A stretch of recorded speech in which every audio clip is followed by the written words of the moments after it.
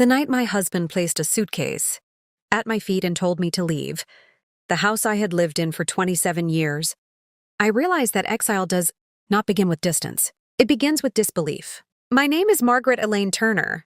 I am 65 years old now, but I was 52 on the night my life was quietly dismantled in front of relatives, business partners, and my own son.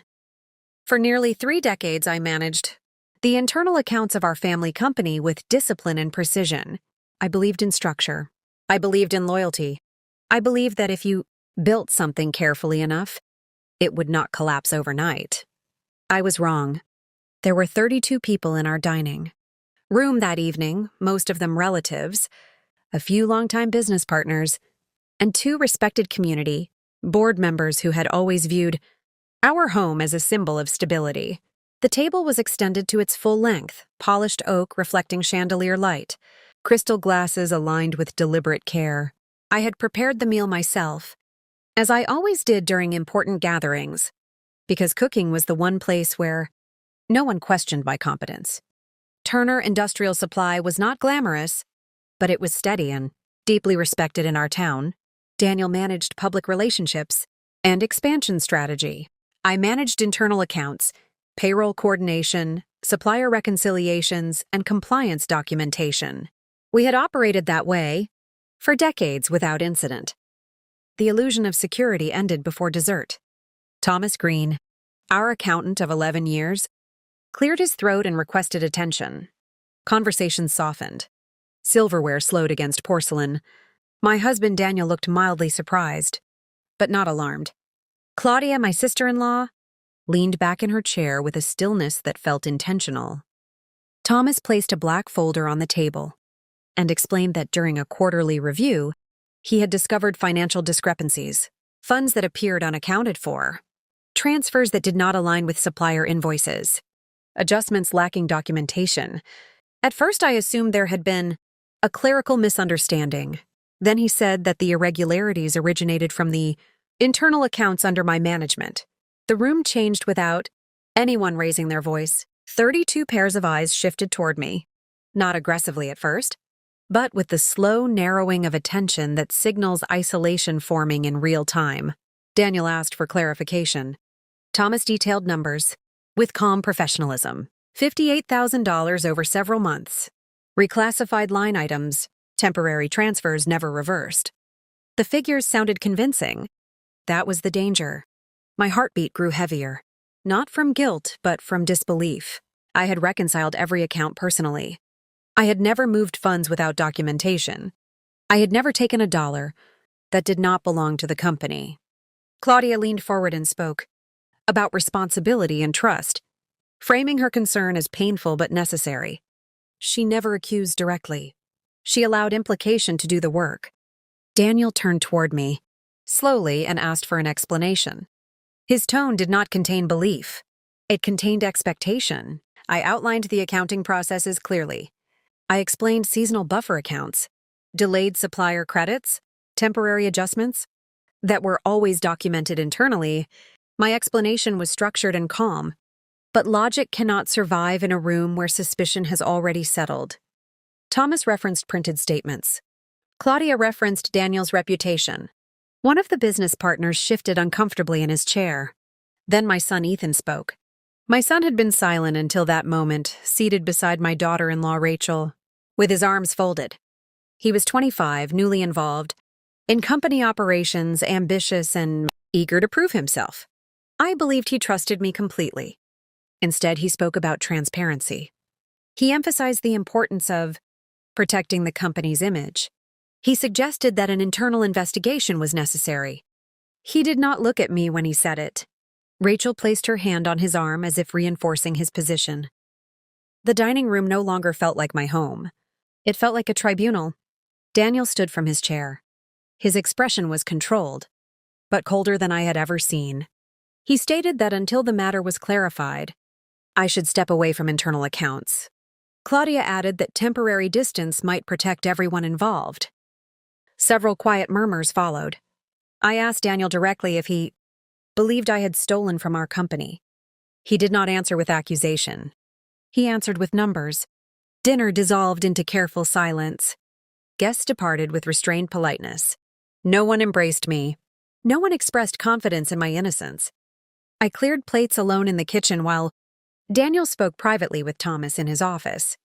Ethan remained in the living room, with Rachel and Claudia, their conversation low and serious. When Daniel returned, he walked past me without speaking and went upstairs. I heard the bedroom closet open, drawers slid outward, hangers shifted. I followed him slowly. He placed an old brown suitcase on the bed and began folding my clothes with mechanical efficiency. There was no visible anger, only decision. I asked what he was doing. He said that until the accounts were reviewed, it would be best if I stayed somewhere else. The words sounded procedural. The action felt permanent. I reminded him that my name was on the house deed, that I had helped build both, the home and the business, that I had managed the company's financial systems for nearly 3 decades, without incident. He responded that perception was everything, and perception required separation. When the suitcase was filled, he carried it downstairs himself. Ethan stood near the front door. Rachel remained slightly behind him. Arms folded, Claudia observed. Quietly from the hallway, Daniel placed the suitcase beside the door. He did not shout. He said leaving temporarily would prevent further damage. Ethan opened the door. Cold air entered the hallway. For one moment, I looked at my son, waiting for hesitation to surface, waiting for him to remember the woman who stayed awake through his childhood illnesses, who balanced payroll at midnight so tuition checks would not bounce, who defended him in every argument with his father. There was no hesitation. He stepped forward and guided me toward the porch with restrained firmness, not violently but with finality. The door closed behind me. The porch light remained on.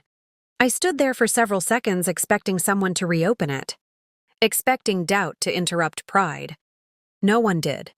I lifted the suitcase and walked down the driveway of the house that no longer felt like mine.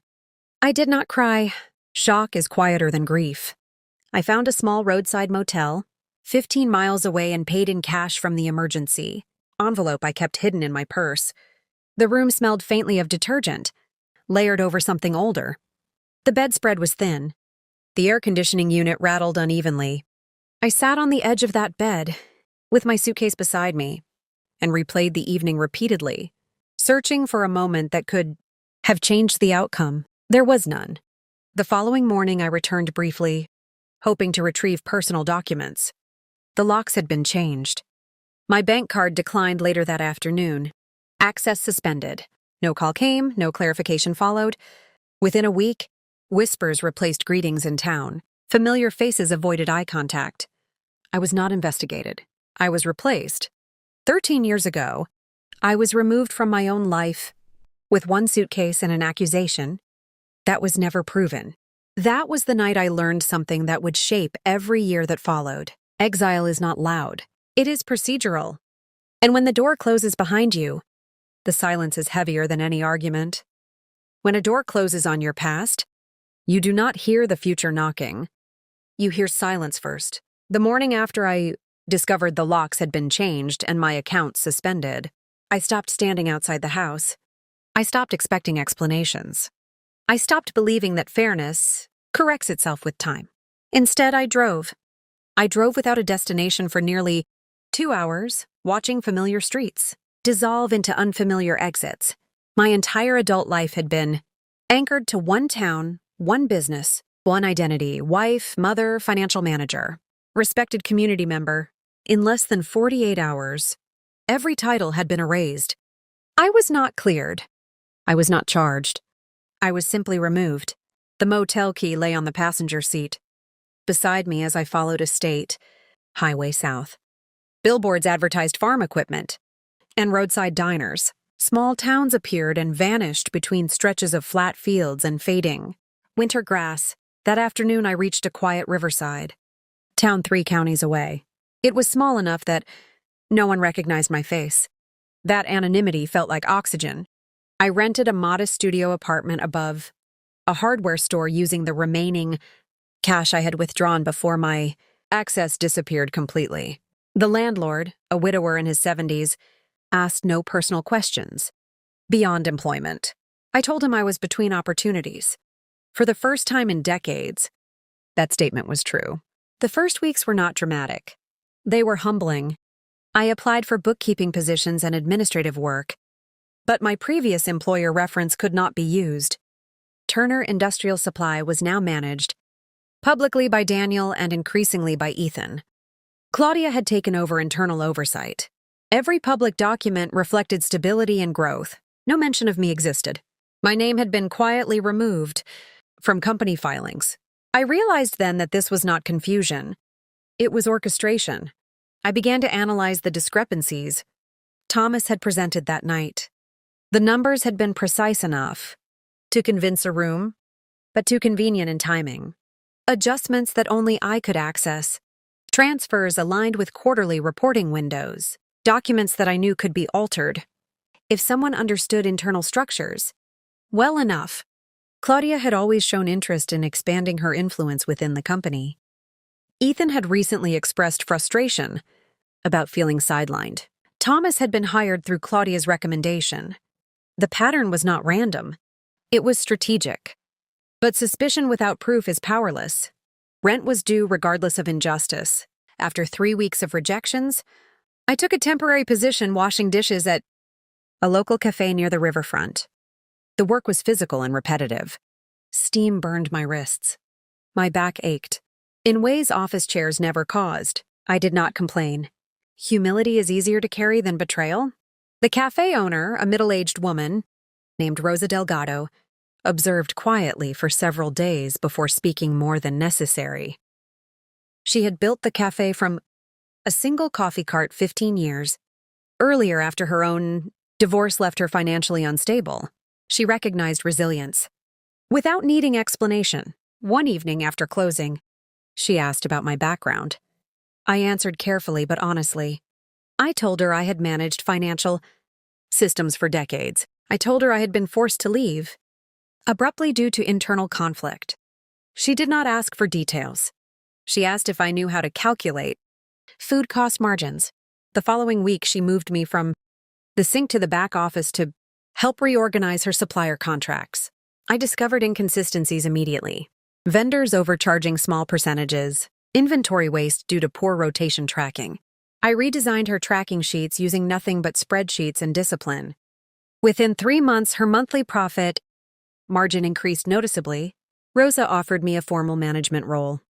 It was the first time since exile that someone trusted my competence without suspicion. Trust is addictive after it is taken from you. As months turned into a year, I began saving carefully.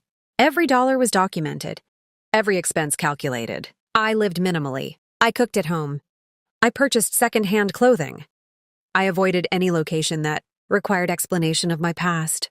During quiet evenings in my small apartment, I began drafting a plan, not for revenge, for independence. I analyzed local foot traffic patterns along the riverfront. I studied tourist seasons. I examined permit requirements. For small vendors, I calculated startup costs for a portable food stand, simple menu, low overhead, high margin items, coffee, fresh bread, homemade soups. Food does not require reputation. It requires consistency. 2 years after I was placed on that porch, with a suitcase I registered a small mobile food permit under the name River Steam Kitchen. The name reflected both the cafe kitchen, where I had rebuilt myself, and the river that had witnessed my quiet return to structure. The stand was not impressive. A refurbished cart, a modest canopy, a second-hand espresso machine Rosa helped me purchase at a discount. On the first morning I opened, my hands trembled slightly while setting up before sunrise. I was no longer Margaret Turner, respected financial officer of Turner Industrial Supply. I was a 60-year-old woman selling coffee to commuters. And yet, for the first time in 2 years, my income was fully mine. No board could suspend it. No husband could revoke it. No son could question it. Business grew slowly but steadily. Word spread about consistency and kindness. I greeted regular customers by name. I remembered preferences. I tracked sales meticulously. Within 3 years, I expanded from one cart to 2 seasonal stands during peak months. Rosa eventually sold her cafe and retired. Before leaving town, she embraced me tightly and said something that remained with me. Being removed from somewhere does not mean you were meant to stay there. Her words did not erase the betrayal, but they reframed it. By year 5, River Steam Kitchen was profitable enough to support modest savings. By year 8, I hired 2 part-time assistants. By year 10, I opened a small permanent kiosk near the marina with proper indoor seating for winter months. I never contacted Daniel. I never contacted Ethan. I heard about them indirectly through business bulletins and local industry news. Turner Industrial Supply had expanded aggressively into new markets under Ethan's strategic direction. Debt increased but was masked by temporary growth. Claudia was listed as chief financial officer. Thomas remained as external accountant. The pattern was clear even from a distance. Rapid expansion without sustainable buffer capital. High leverage. Public optimism. Privately, I knew those structures were fragile. I did not feel satisfaction. I felt inevitability. 13 years passed. 13 years of early mornings and calculated risks. 13 years of rebuilding identity without explanation. 13 years of birthdays celebrated quietly without cards from my son. Then, on a gray autumn afternoon, while I was reviewing supplier invoices, inside my kiosk office, a shadow paused. Outside the front window, I looked up casually at first. Then I froze. Ethan stood on the sidewalk across the street, older now, thinner, his posture longer confident. His suit jacket hung loosely. His eyes scanned the storefront sign, as if confirming something he had hoped was untrue. River Steam Kitchen. He had found me. The door handle shifted, and 13 years of silence inhaled at once. The woman he had escorted out into cold air was gone. The woman behind the steam remained. When the past returns, it does not knock politely, and it does not ask whether you are ready to revisit what nearly destroyed you. It simply appears carrying unfinished history in its shadow and waits to see whether you will stand firm or fold under memory. Ethan did not walk into my food stand immediately. He stood outside, the glass door, staring in as if measuring the distance between who he used to be and who I had become. 13 years earlier, he had walked me out of my own home. Without hesitation, his posture straight, his decision unquestioned. Now his hand hovered near a door that belonged to me, and the hesitation in his shoulders told a different story. I did not rush toward him. I finished reviewing a supplier invoice and placed it carefully into its folder. I closed the drawer with calm precision and allowed the ordinary rhythm of business to remain undisturbed. Control begins with composure. When he finally stepped inside, the bell above the door gave a soft, mechanical sound that felt almost symbolic. I studied him carefully. His hair had thinned at the temples, and the sharp confidence that once defined. His posture had softened into something restrained and uncertain. His suit was expensive, but no longer carried authority. His movements were slower, heavier. Regret has a posture, and I recognized it immediately. For a brief second, memory tried to intervene. I saw the young boy who once asked me questions about business while building model airplanes at our kitchen table. I saw ambition without calculation. That image could have weakened me. But memory without accountability is manipulation, and I had spent 13 years strengthening myself against that mistake. He explained the collapse of Turner Industrial Supply without theatrical drama, because reality itself had already delivered humiliation. The aggressive expansions I once warned against had been financed through leveraged credit lines, supplier costs rose unexpectedly, liquidity tightened, and projections that had once appeared ambitious began to look reckless. Internal risk decisions, approved without full transparency, created a fragile structure that could not survive market pressure. Debt accumulated steadily. Investors withdrew confidence. Lawsuits followed. Creditors demanded restructuring. Daniel suffered a mild stroke during the most intense financial unraveling, and the company's reputation deteriorated publicly. Claudia resigned before formal investigations concluded. Thomas distanced himself legally when pressure mounted. What Ethan inherited was not prosperity, but liability. As he continued, the deeper truth emerged through restructuring audits. Digital access logs from 13 years earlier revealed inconsistencies that had never been examined. Financial discrepancies that once accused me were not the result of my decisions. Subtle manipulations and coordinated entries had altered reports in ways that required internal cooperation. The pattern pointed toward deliberate sabotage disguised as oversight. The evidence traced back to Claudia and Thomas. The accusation that had exiled me was constructed. Ethan admitted without embellishment that he had chosen convenience over investigation. He had accepted what aligned with his advancement and ignored what demanded courage. He had believed the narrative that supported stability, even if it removed me from it. I listened without interruption. I felt no surge of vindication, no dramatic triumph, only clarity. He described the company's current position with visible strain. Liquidation was being considered. Personal assets were under review. The family home had been heavily mortgaged during expansion phases. Legal costs were escalating. Daniel's health limited involvement. Rachel had left during the financial collapse, unable to adapt to the shift from luxury to rented spaces. The marriage dissolved quietly once the lifestyle that supported it disappeared. Isolation had replaced arrogance. Consequences had matured him in ways comfort never could. The unspoken request settled between us clearly. They needed strategic stability. They needed leadership grounded in discipline rather than ego.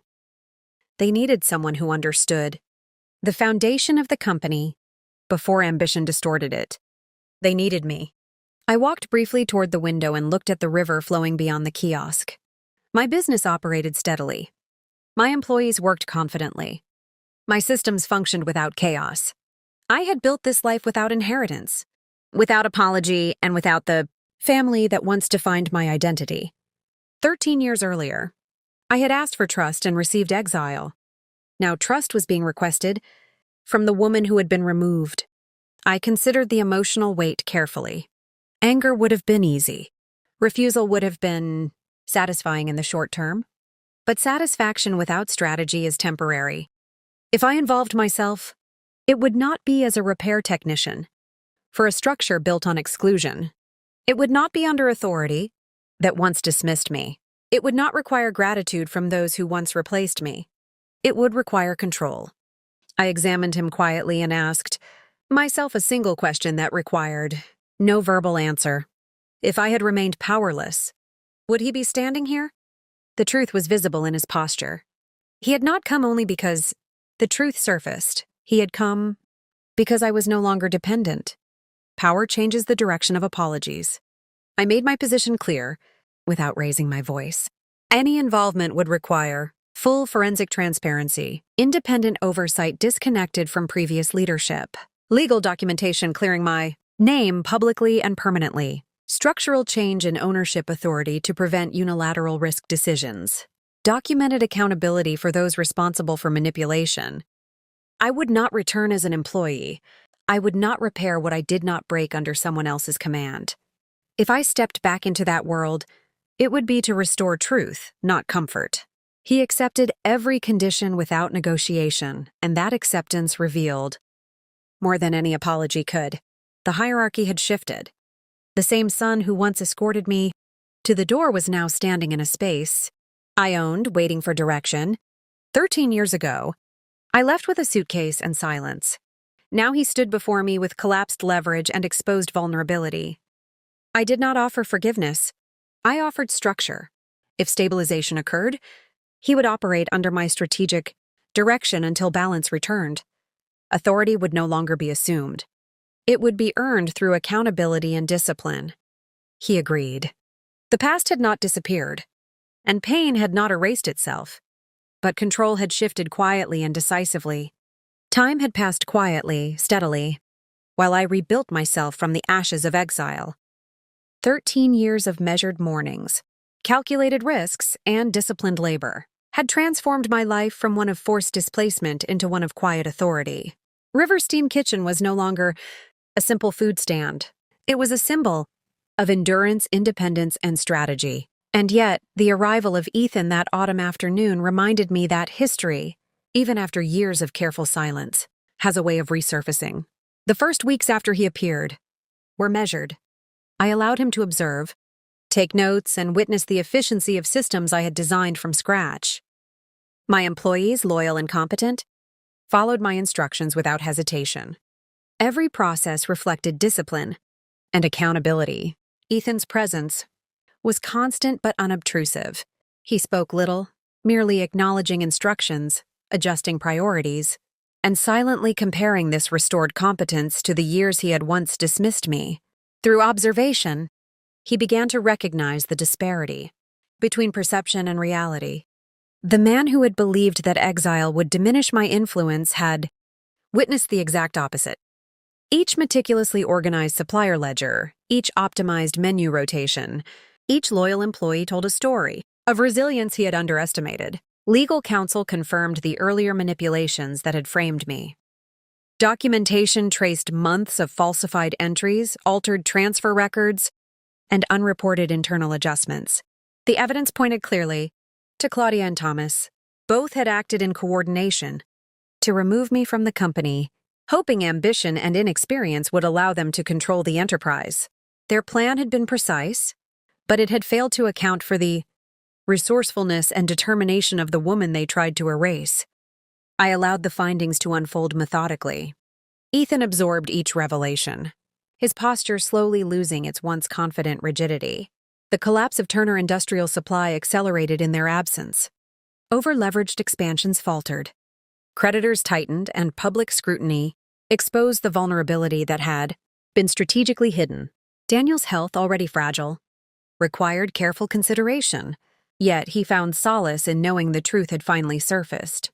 As weeks became months, I began guiding Ethan in restoring what could be salvaged while remaining strategically removed from the direct management of the company. My role was advisory, yet authoritative. My conditions were non-negotiable: full transparency, documented accountability, and restructuring to prevent unilateral decision-making. Every instruction, every adjustment reinforced the principle that authority cannot be assumed. It must be earned through consistent and verifiable actions. Meanwhile, River Steam Kitchen thrived. My food stands expanded. During seasonal peaks, loyal customers became advocates. Word of mouth and community, trust brought consistent growth. The stand that had once been a symbol of necessity became a testament to independence and control. I measured every dollar, documented every transaction, and ensured that my personal wealth, earned entirely by my own labor, remained secure and untouchable. It was during this time that I received news from an unexpected source. Rachel, Ethan's wife, had left him. The financial collapse had forced them into rented apartments, stripping away the lifestyle she had expected. Adjustments, compromises, and minimalism were intolerable to her, and she departed, leaving Ethan alone to confront the consequences of decisions he had made and avoided. The universe, in its quiet but precise way, had enforced accountability without my intervention. Ethan approached me one afternoon, visibly more humble than ever before. His financial position was severely limited, his independence restricted, and he had learned through circumstance what I had long known: power that is unearned and authority assumed without competence is fragile. He no longer sought to confront me with expectation or entitlement. He sought guidance and acknowledgement of reality. I guided him without hesitation. Legal processes were followed. Company restructuring proceeded under strict compliance, and the remaining assets were managed responsibly. The fraudulent actions of Claudia and Thomas were documented, leaving them exposed to legal consequences. Every step reinforced the principle that truth, when upheld with consistency and patience, eventually prevails. By the time winter arrived, the final measures were in place. Ethan had accepted the limitations imposed, and the company's structure was restored to sustainable stability. Daniel's reputation, while affected, was mitigated through transparency and careful communication. The individuals responsible for my exile had suffered visible consequences, while I retained full autonomy and control over my personal and professional life. One evening, standing outside my kiosk as the river reflected the muted glow of streetlights, I realized the journey was complete. I was no longer the woman exiled from her home and dismissed by her own family. I was a self-made, self-reliant figure whose influence was both undeniable and justly earned. My son had returned, but he was no longer in control. He had learned through experience the cost of underestimating endurance and resilience. In the quiet of that winter evening, I understood that justice does not always require vengeance. It requires patience, strategy, and unwavering commitment to one's principles. The exile I had endured, the silence I had maintained, and the years of measured rebuilding culminated not in retaliation, but in balance.